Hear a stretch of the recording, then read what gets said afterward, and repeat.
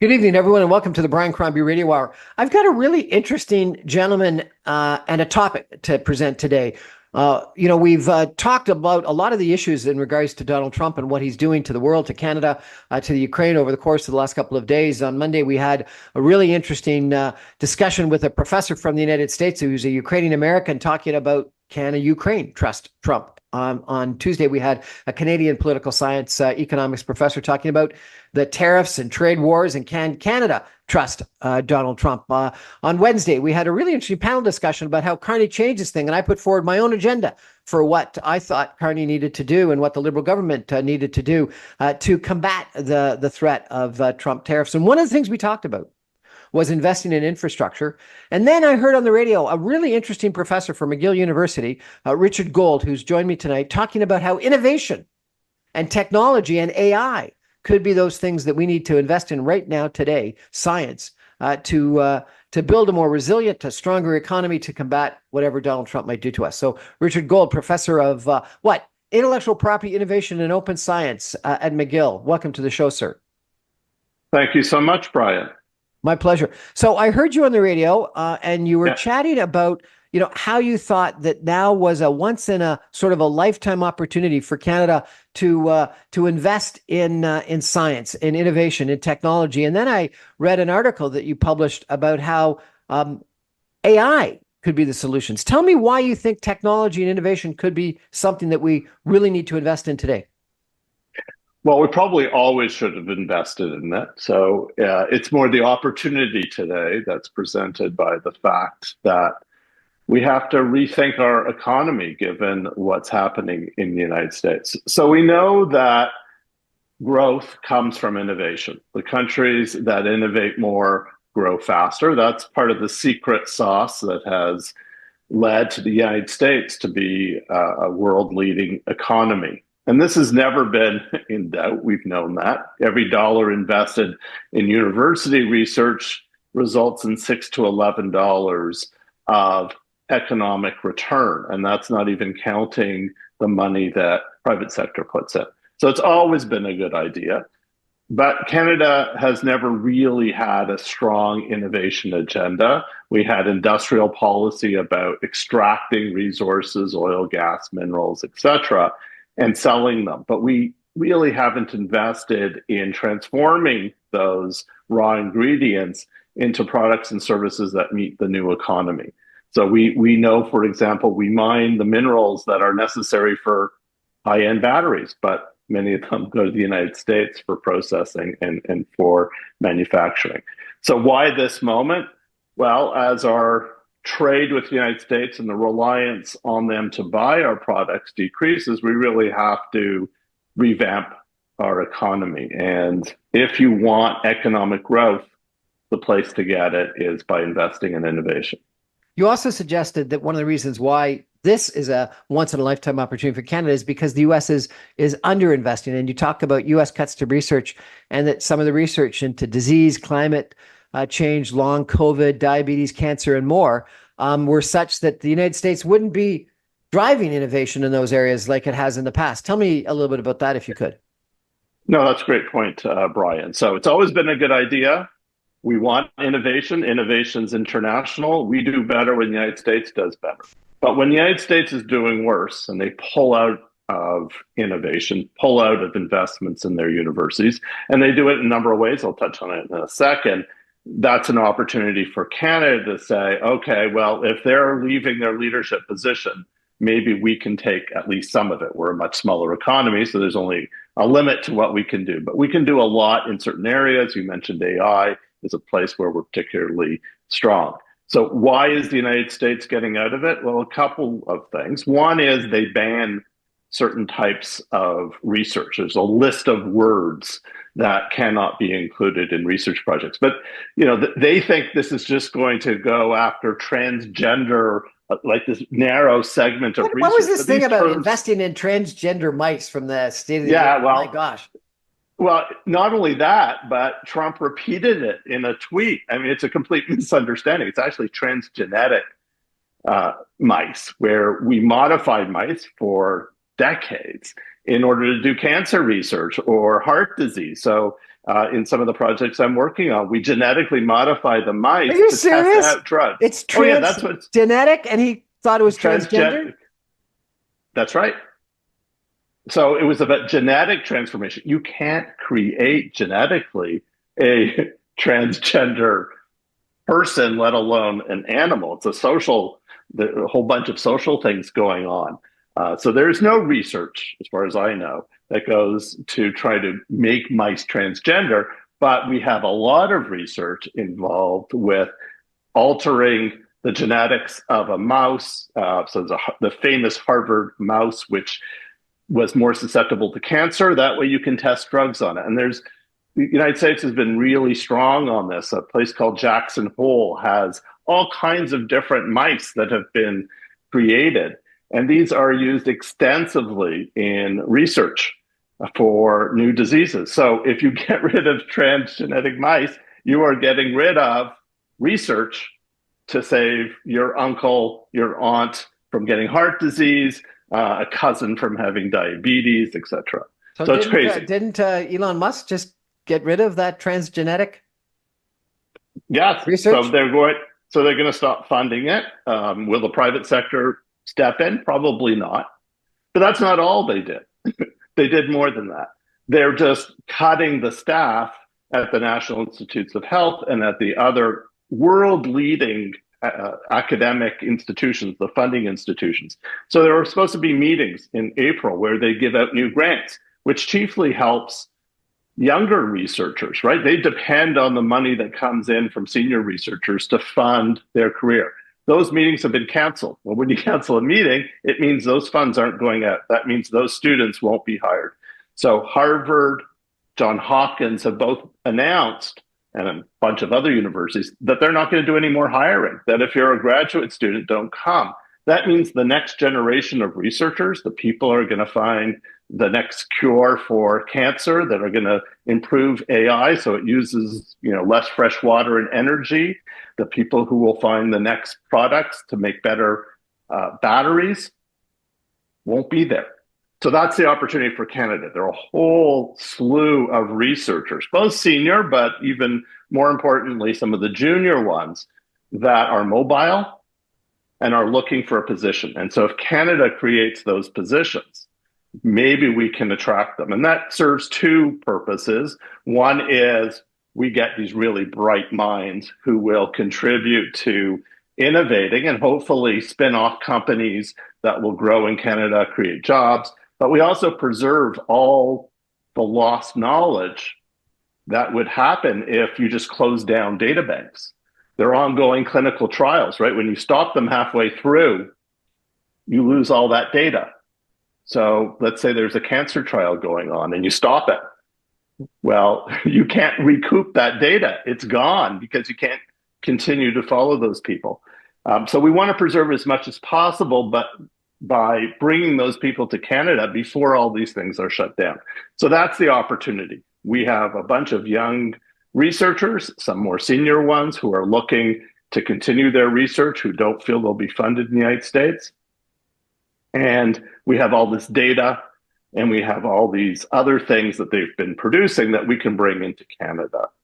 The last part that they've done in the United States is universities cost a lot. Laboratories, all the equipment, the heating, the technical staff.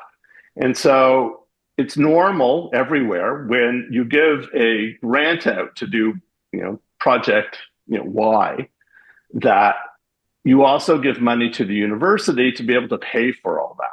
It's called indirect costs. But frankly, it's just running the shop. Well, they've just drastically cut that amount of money. So now the universities are losing money by doing research.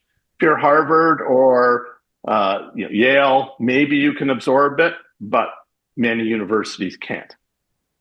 So what should we be doing? There's been a lot of controversy about us trying to pick the winners and industrial strategy. And can you actually, spend money wisely from government? And shouldn't you let the private sector to do it and just like reduce corporate taxes and allow the private sector to put money in place? And then I've heard, scare stories about SHREDs, scientific research and development grants that, have an incredible amount of bureaucracy involved before you can get any kind of money. And you got to lose the money to get the benefit. So what should we do? Our innovation policy, as I said, really doesn't exist. There was a little bit in Harper's government. They changed the name of our science policy to Science and Innovation, but they didn't really do much. The Liberals put money into these large projects, kept doing the SHREDs. It hasn't really changed anything. What we need to do is not pick winners and losers, because the one thing we know, and this is not just governments, this is everyone, we never pick the right things. When TV came along, people were saying, no one's going to watch it because then you have to sit down. You're not going to be able to walk around. Radio is going to be here forever. IBM, when the computer came out, said, oh, no, this is not for the ordinary people. They're not going to be interested. Every time anybody in the public sector or private sector has made a prediction, it has been wrong. Now, when you have a multiplicity of different approaches, which is what you get in the private sector, somebody's going to be right, because, this, on a broken clock twice a day, it's going to be, 10 o'clock. And so the same thing happens there. If you have a multiplicity of different approaches, someone's going to be right, and that will make a lot of money, and that will drive the economy. So we don't want to pick winners and losers, but we can pick we can identify where we have strength and build the building blocks upon which industry then can take it into different directions. And we have a particular strength in artificial intelligence. Geoffrey Hinton, who won the Nobel Prize not long ago, is in Canada. He did his fundamental research in Canada. He went to the United States because there were better positions, but he came back. We have Mila in Montreal, Joshua Bengio and his group, which is a world-leading AI center. And so what do they need in order to take us to the next level, right? So they need energy and so on. But what they need in particular is data. And here we have a strength that the United States doesn't, especially in the healthcare sector. Because we have a public healthcare system, there's a whole lot of data that we have about healthcare.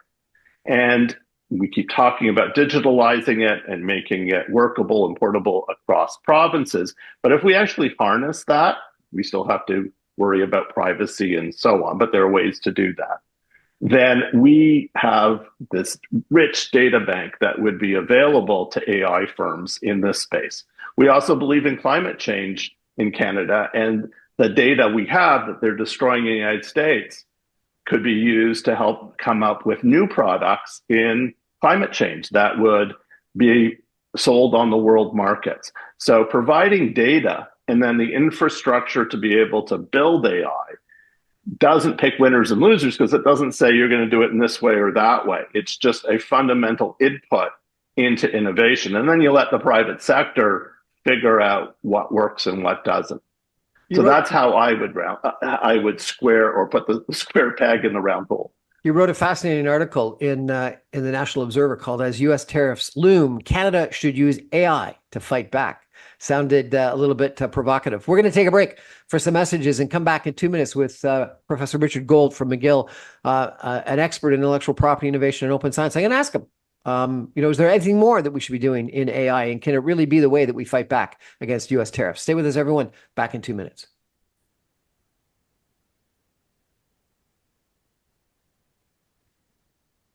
Welcome back, everyone, to the Brian Crombie Radio Hour. My guest tonight is Richard Gold. He is a professor at McGill University. He specializes in intellectual property, innovation, and open science. Professor, you've been just talking a little bit about, how we should be building up innovation, particularly as the United States drops some of its funding of innovation. You wrote this article that as U.S. tariffs loom, Canada should use AI to fight back. And you pointed out that that Hinton, who got the Nobel Prize, actually I think wasn't Canadian, but he came to Canada and he was funded by federal government funding. And And he created something that no one had ever thought about before, and it became this technology that some people thinks is going to change the world, and as big as potentially the development of the internet, or some people say, in fact, in the Industrial Revolution. What should we be doing in AI right now? How do we So fight the back? AI, how do we fight back? So AI is a strength of Canada. We have different approaches in Montreal. Montreal is based on open source, open sharing. The Toronto group is much more proprietary. We have groups in Edmonton. Each one has its strengths. We don't know which will be the best way forward.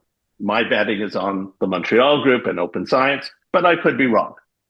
And it doesn't matter because we want all of them to go out there and do things. So we need to support them. One of the problems. How support them? Yeah.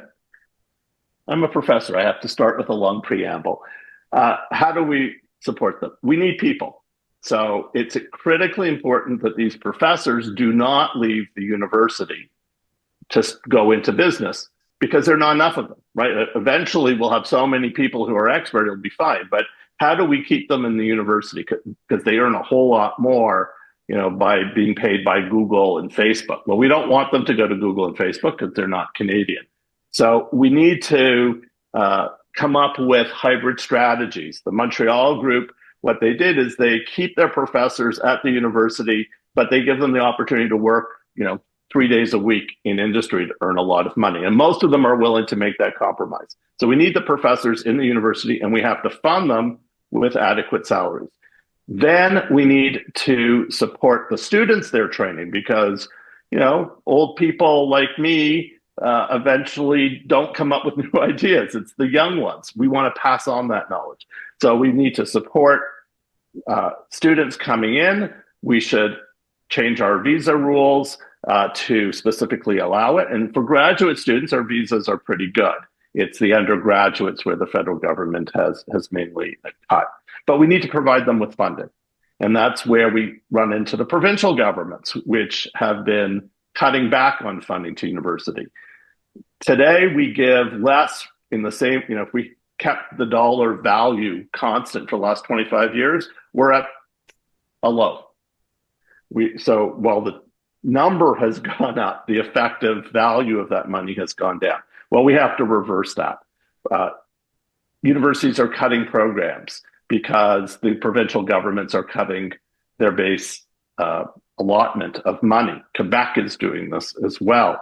My university is facing a $45 million per year deficit because of provincial rule changes. Ontario, you see universities having all kinds of problems.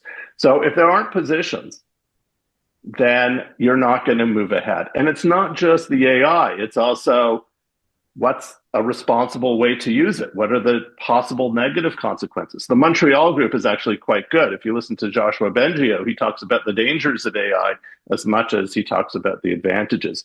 And if we really want to harness the value, we have to really think through all these things. Okay, so we fund them. You fund the bricks and mortar, which we have underfunded. There are buildings at McGill, for example, where it's almost uninhabitable in the basements where some of the labs are because they've been neglected for decades and decades because there's no money. The equipment in the United States is just much better, so we have to invest in it.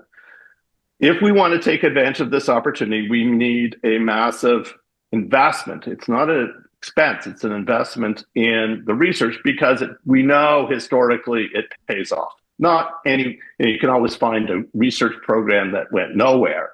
But the point is, if you have a big enough portfolio, some of them are going to grow. And so we need to invest there.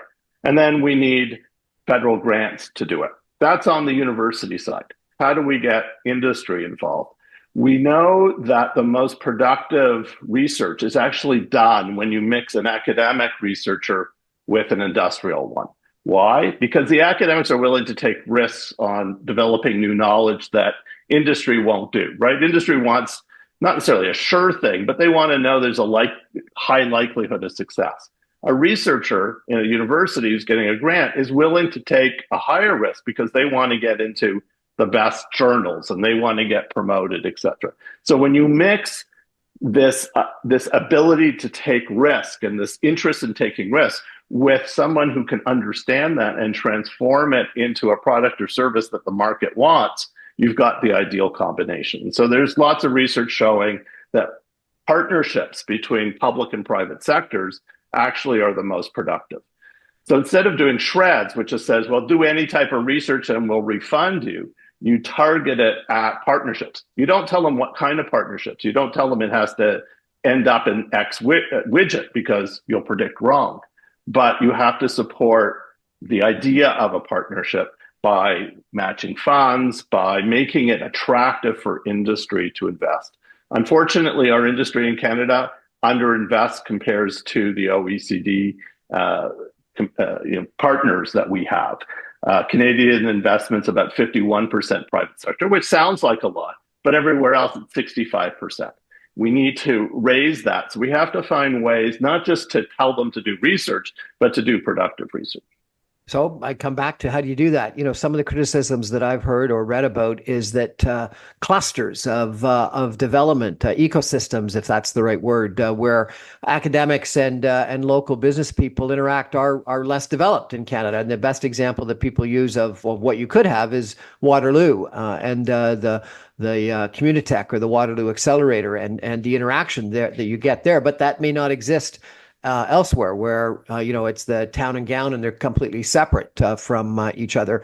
And then the other comment that I hear often is that Canadian people have a real challenge in getting things commercialized, that you can come up with great ideas, but that actually getting the money to launch it is challenging, whether it's getting, venture capital money or private equity money, that scarce risk money invested. And so before they go down to the United States and, all this hullabaloo about Mark Carney and where the Brookfield head office is. From what I understand, one of the reasons why is they thought that they needed to have their head office in the United States so they could get, on NASDAQ. And there's some truth to that there's a lot more money and a lot more VC money, venture capital money, willing to take risks in the United States than in Canada. So how do you change the clusters where academics like you want to deal with commercial business people? And how do you make sure that there is risk money available for some of the great ideas? So let me take the clusters first. So what the federal government did is they said, okay, we need clusters. We're going to fund them. So we're going to have these big projects, $200 million, and go and create a cluster. Well, whenever you just throw money out and you say grow a cluster, what people do is they start writing grants. And they just put together whatever. And they say whatever to get the grant. Academics are really good at this.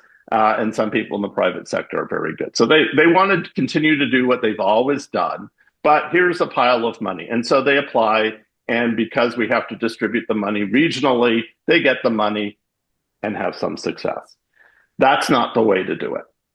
The way to do it is organically from the bottom up, where you work with communities of researchers and partners. So you have to start building those relationships, not at the top level, but at a much more local level. So one of the things we've done, or I participated in, is the Montreal Neurological Institute. So it's a very world-class research institute and hospital dealing with neurodegenerative diseases. And they were frustrated. Do you use transgendered mice? They do indeed. They use a whole bunch of things, iPS cells, which are induced pluripotent stem cells, a whole bunch of fancy words that I would put through the White House because God knows what they think it will mean. But they were frustrated because we haven't had a really good medicine for Parkinson's, even Alzheimer's, a lot of neurodegenerative diseases for decades. And so they just said, look, whatever we've been doing, whatever the system is, hasn't worked. So they went open science, which meant they said, look, we're going to partner with private sector, with public sector, with anybody that wants it. We don't want patents. We want to share the knowledge because maybe the knowledge we produce, we'll use it in one way, but maybe its best use is another way. And so they went open science in 2016. And since then, they've seen an increase in industrial pharma firms investing in it. Why? Because they didn't want, the universities having IP means they have to negotiate. It could delay startup of projects by 6 months or a year. They don't have time for that. But they came in when they said, look, let's just create knowledge and all the firms will jump in because each one thinks that they'll outcompete the other, right? If I have the same knowledge as you, I'm smarter and better, I'll win. So that's why they come in. But it So also this is attracts. the Apple strategy versus the BlackBerry strategy. Is that correct? It's much more, yes, it's opening it up. But here, they don't even get the IP, the patents. They just say, look, we want people to come and invest. Universities make a lot more money out of partnerships than they ever do out of licensing their patents. Licensing their patents, they might break even if they're lucky.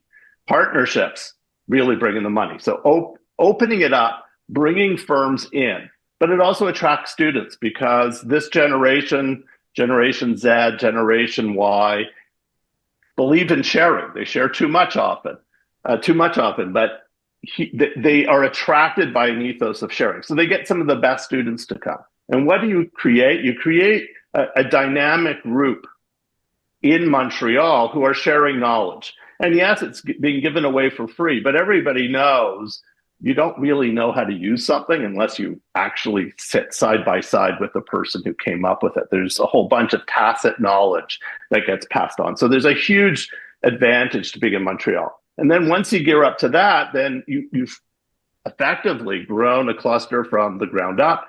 The AI firms are working with the neuro as well because they want access to the data.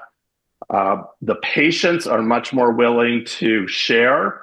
If you tell a patient, I'm going to do one experiment with your tissue, or I'm going to open this up and it's going to lead to 100 different experiments, which one is a patient going to choose? It's pretty obvious. And so the consent levels have gone up, the enthusiasm of the community supporting it, the trust in science, which we're seeing degraded in the United States, goes up.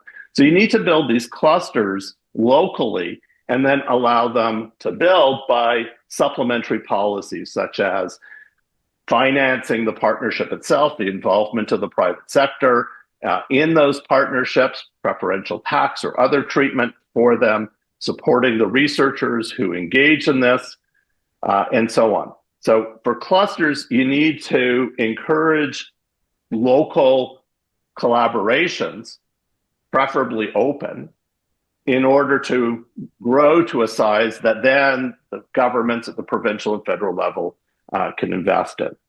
And the Neuro did get a very large grant from both the federal and provincial government to support this. The second part of your question, which, I'm old, I forgot what it was. How do you get the money? How do you commercialize right. it? People, yeah. Too often say they've got to go to the United States to get on NASDAQ or to get the venture capital firms to invest in them. And there's a long history of a lot of Canadian, good companies, in the million to 100 million or maybe even 500 million kind of range. But when they get above that, they got to go to the United States to become big. Right. So I'm less worried about a company having a technical head office in the United States as long as it's doing its work here, just to be on NASDAQ.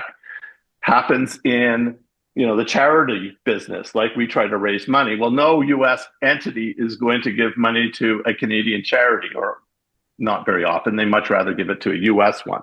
So I'm not worried about the legal structure as long as the work and the thinking and the head office and the control is effectively in Canada. So there is truth to the idea that there's not as much money in Canada. But it's not, a lot of failed entrepreneurs use it as an excuse. So I've also heard if you try hard enough and you have a good enough idea, you will find the money.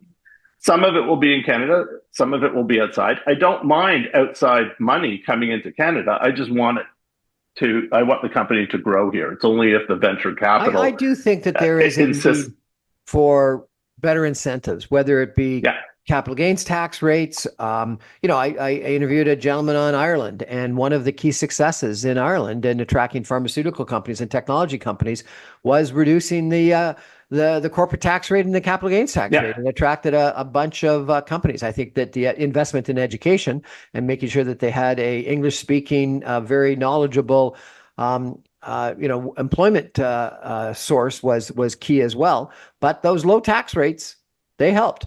We're going to take a break for some messages. And when we come back, I'm going to ask you about intellectual property, because that's another area that people have been talking about lately as something that, when you had that free trade agreement and the U.S. was respecting it, you respected intellectual property rules. But maybe things have changed. Stay with us, everyone.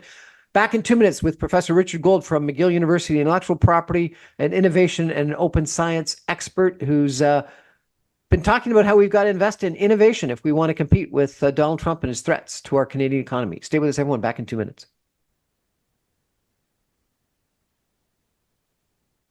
Welcome back, everyone, to the Brian Crombie Radio Hour. My guest is Richard Gold. He is a professor at McGill University. He specializes in innovation, intellectual property, and open science. And, you talk about open science. What about sort of open IP? There was this interesting article that said that one of the potentials we should have in this trade war is removing some of the restrictions on IP, and they use generic drugs as an example. And we've got a pretty good generic drug business, and we have in the past, and our drug pricing is a lot lower than the United States because of that. Should we just sort of slash intellectual property and allow a whole bunch of generic products and have all those Americans coming across the border to buy our drugs?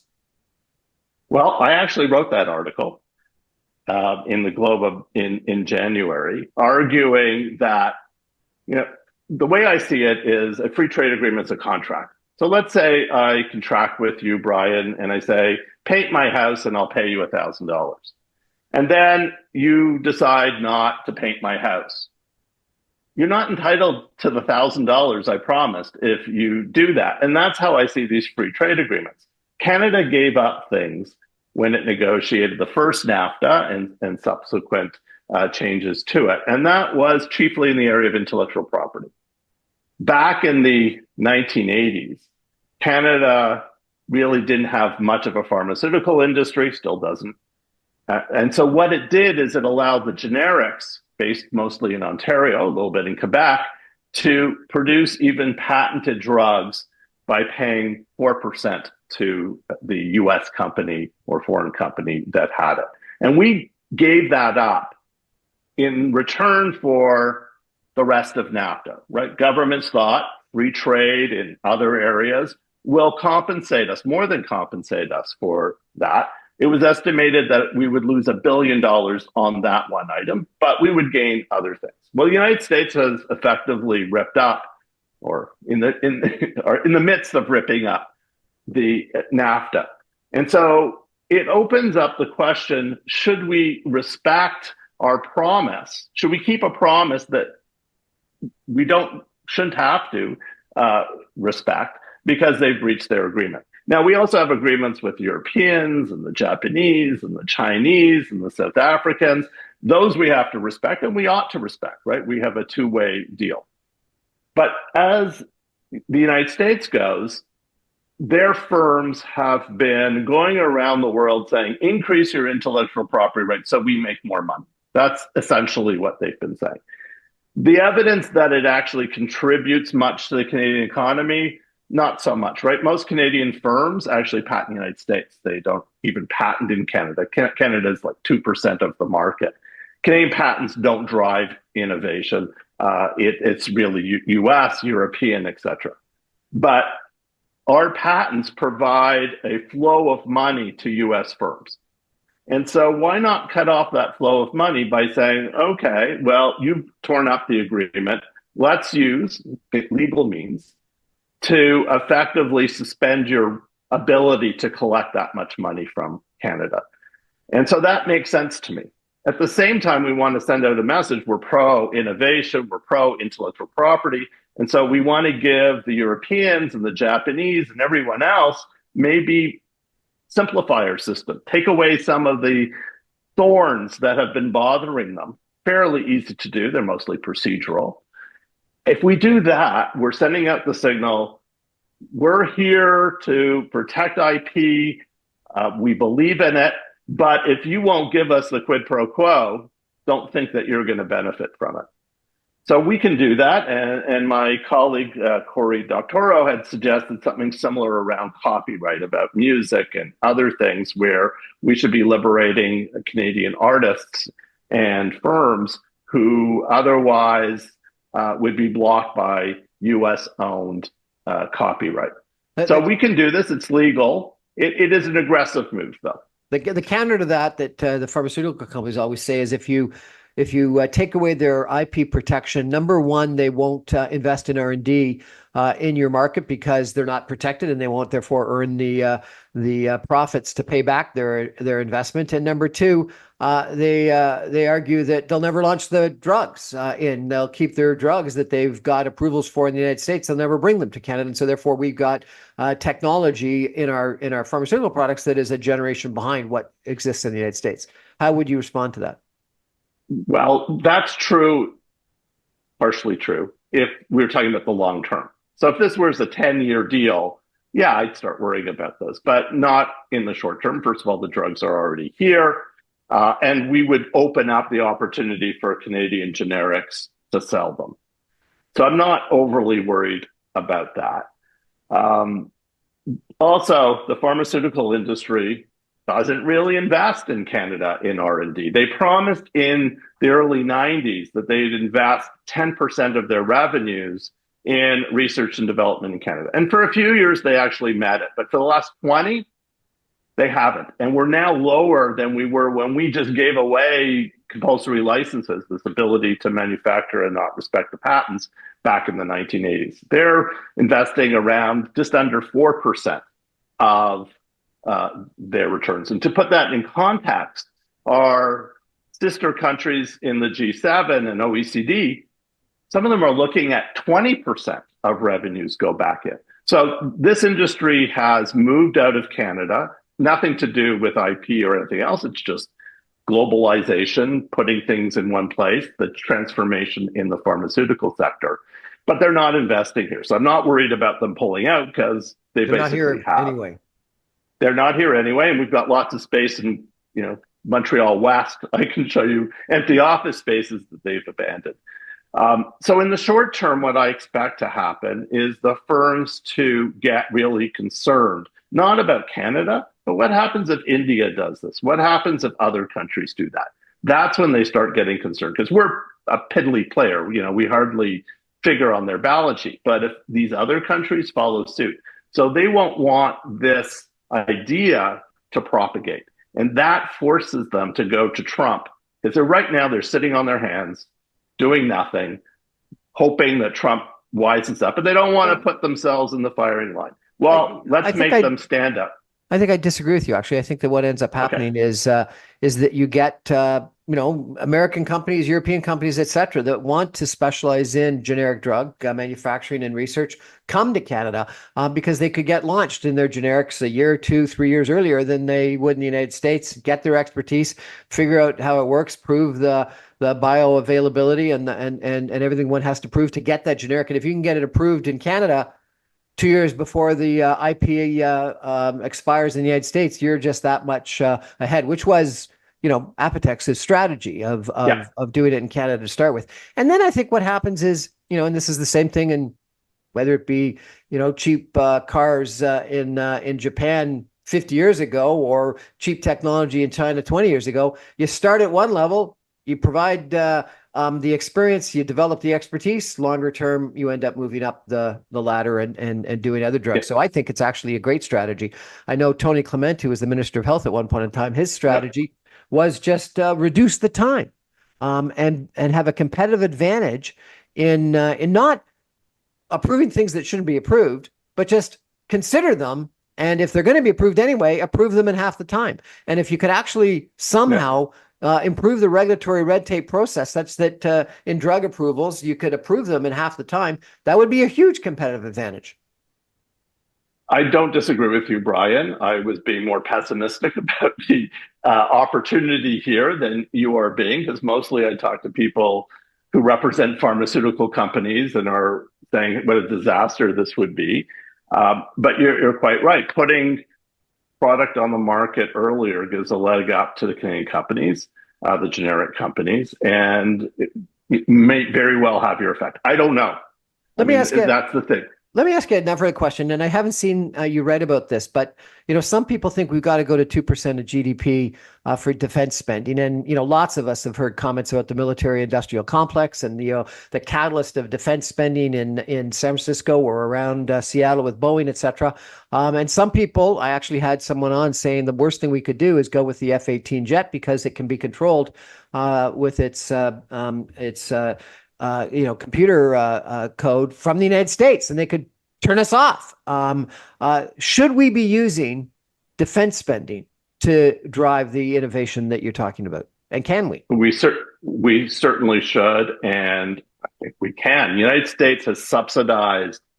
I'll just go back to your example of Boeing. The United States military pays top dollar, more than top dollar, to Boeing to come up with an aircraft for the military. It then takes that technology and puts it in its commercial airplanes and sells it at much lower cost because the entire cost of developing that technology was paid for by the government. So it's a subsidy to Boeing. We're not doing that. So our procurement process, and the military is a substantial component of that, actually can drive risk-taking on cutting-edge technology that then industry would apply in non-military markets. And so that would give a huge leg up to Canada, and it technically doesn't seem to count as a subsidy because you're paying for a product, but it's a great way to help Canadian companies. And frankly, a lot of the AI technologies will have dual use, right? So if you develop a new way of doing AI, might have military applications, and obviously there's some ethical concerns about that, but it would also drive other markets as well, other product development as well.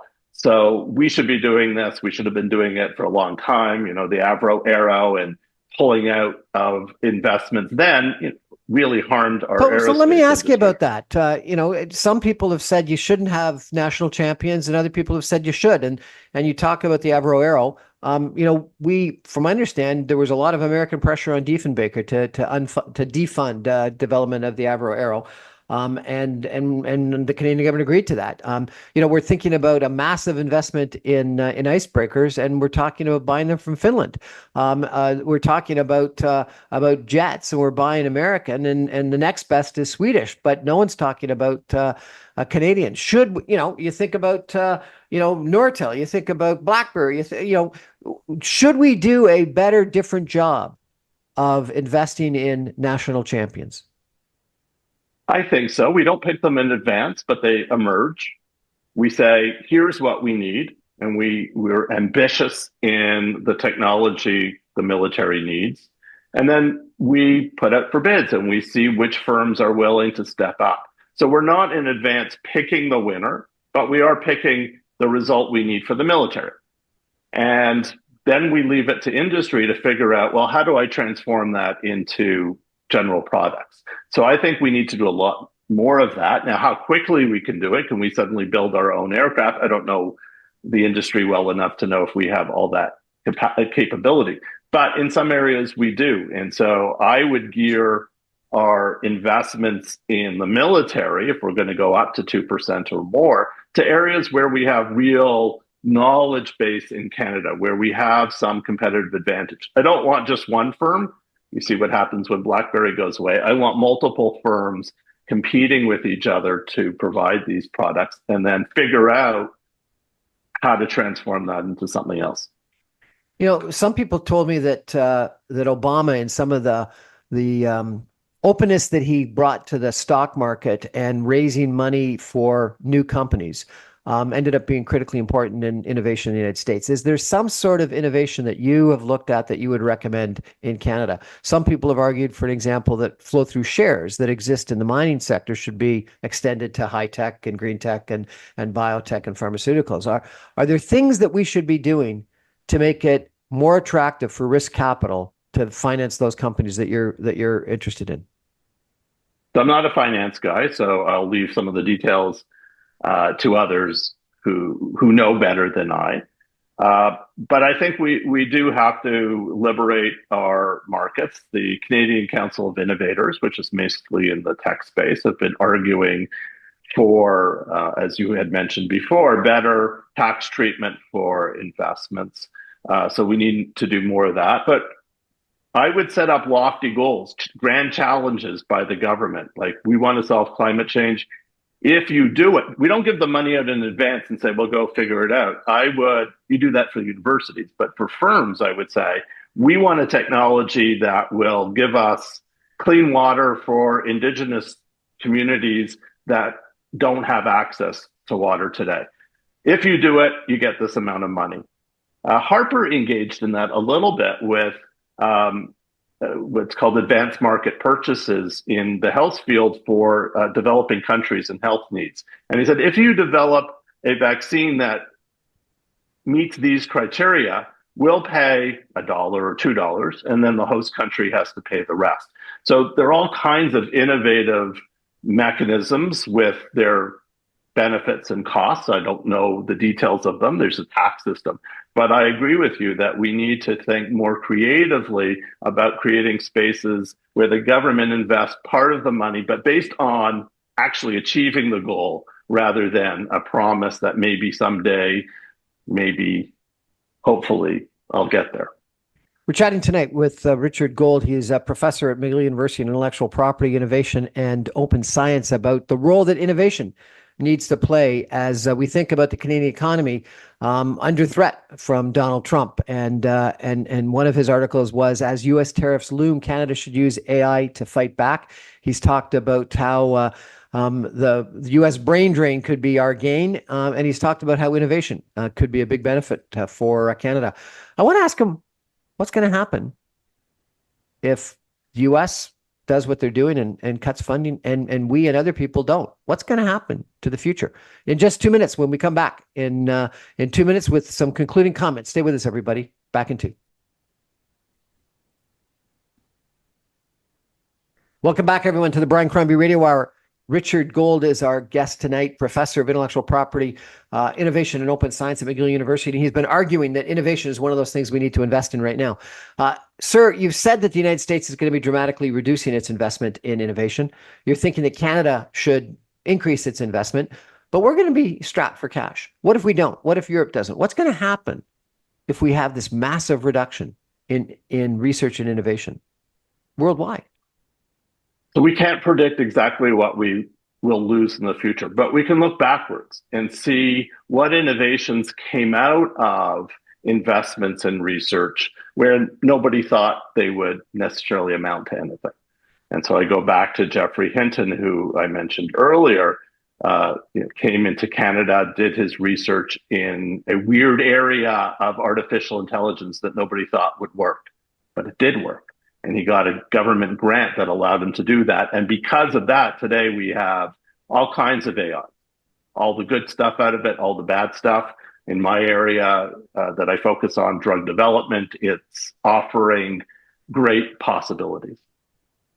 We would have lost that because that's what, it was a project that, maybe it won't work and it wouldn't have been funded. Or think about the Nobel Prize winner this year, along with Geoffrey Hinton in a different category, AlphaFold. AlphaFold, it was developed by DeepMind, part of Google, and it predicts the three-dimensional structure of proteins. Why is that important? That is the basis, the first step in drug development, because drugs work like a key in a lock, and the three-dimensional structure of your molecules is the lock. So if you don't know its shape, you can't design the molecule. And so they did it. Okay, that was the private sector, but how did they do that? Well, they based it on a database called the Protein Data Bank that has been constructed by researchers at universities for the last 60 years, all of whom have put their data in this data bank. At the time that AlphaFold was being trained, it used 150,000 different structures, as they're called, in order to train it. And then after, when they developed it, they were able to use other structures to be able to validate it. If that research had not been funded, someone said, well, I don't know what that's doing. It's community-based, right? A community of researchers, one of the bad words in the vocabulary of the United States. We would not have had that, which means AlphaFold wouldn't have had the data to build on. And we can go on with the mRNA vaccines. If they hadn't been funded by the United States government the Nobel Prize winners were based in the United States, being funded by the United States government, we wouldn't have had mRNA vaccines. So how many more people would have died of COVID? So just looking back at those three examples, and there's tons more, we would have lost lives, quality of life, and economic growth. So just imagine if we cut off a generation of researchers and their research. Let's say for 5 years, there's no new researcher coming on board. Those people are going to go into other areas. We're going to have this massive hole. And we've seen that happen during the prior to the Second World War, when the United States cut off a bunch of researchers being able to come in the United States because they were Jewish or Southern European. Dramatic drop off in economic performance and output because of that.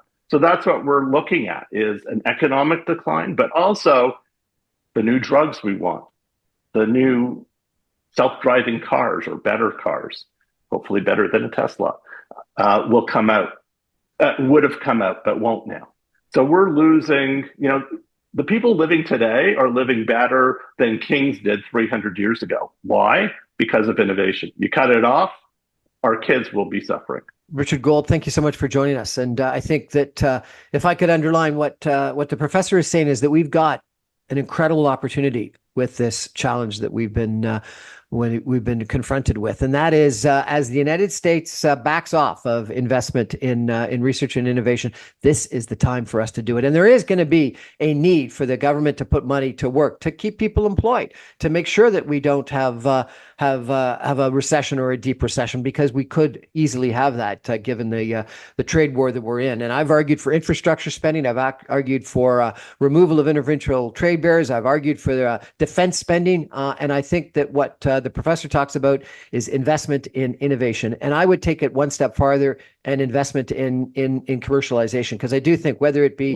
the Avro era or can-do reactors, there are several examples in Canadians' history of where we haven't taken some of the products that we've had, some of the technology that we've had that has been world-beating, and we've allowed it to not be funded and to fall away. And that's not what we should be doing. What we should be doing is thinking about the opportunities that we've got of spending the money that we're going to have to spend and create those companies that could be the Nokias of the future from Canada, or the can-do reactor. Nuclear energy, it's going to be huge. But right now we're reliant on American energy, American technology for our own nuclear energy plants, when we had the best technology worldwide for the longest time.